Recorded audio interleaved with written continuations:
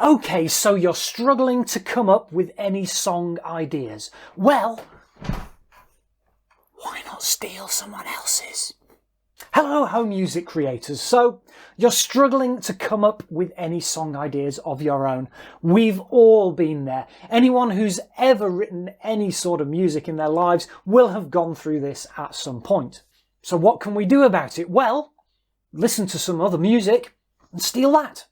Okay, of course, we're not actually going to steal it. Of course not. But all great music builds on the music that came before it. Bach built on Pachelbel, Mozart built on Bach, Beethoven built on Mozart, Chuck Berry built on Muddy Waters, Rolling Stones built on Chuck Berry, AC/DC built on Rolling Stones, etc. Everyone uses ideas from the greats that came before them. So we're not actually stealing, of course not. We're using others' music for inspiration. Now there are many ways you can do this, but one of the ways that works for me is like this. You pick a tune or a riff or a chord progression from some music that you like. You start changing things one by one until it's changed beyond all recognition and sounds nothing like the original. For an example of this process, see my video on changing a famous Mozart melody into a rock riff. Using this process, there's lots and lots of things we can change. Basically, any character of music, you can change it. So we've got things like the tempo, you can change the rhythm, you could change the time signature. So it's in 4/4, you could change it to 3/4. You could change the feel.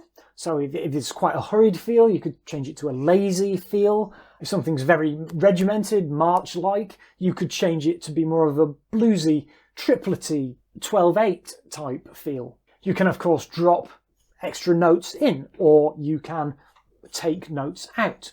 You could change a single note to a chord, and vice versa. You could go from staccato to legato, and vice versa. You could reverse the order of notes. So if you had da-da-da-da-da, you could have da-da-da-da-da. You could change the orchestration. For example, change a distorted electric guitar to a clean electric guitar. You can change power chords to full chords, and the other way around. You can, of course, go from major to minor, and vice versa. And in general, you could just change the key. You could go from low to high. So if something's in a high register, you could put it in a low register.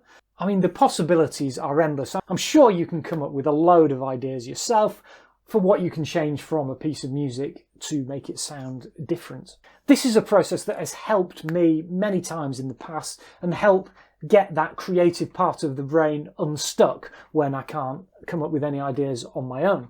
What I generally tend to find is that when I've kicked off this process, initially I will be taking someone else's work and amending it and turning it into my own. And from that point on, the creative juices have been activated and I'll start having lots of other related ideas and be able to take it on my own from there. So if you're stuck in that sort of composer's block situation, why not give this method a try and see if it helps you kick off your creative juices? I hope this short video has been helpful for you and gives you some ideas in how to get out of your own personal songwriting rut.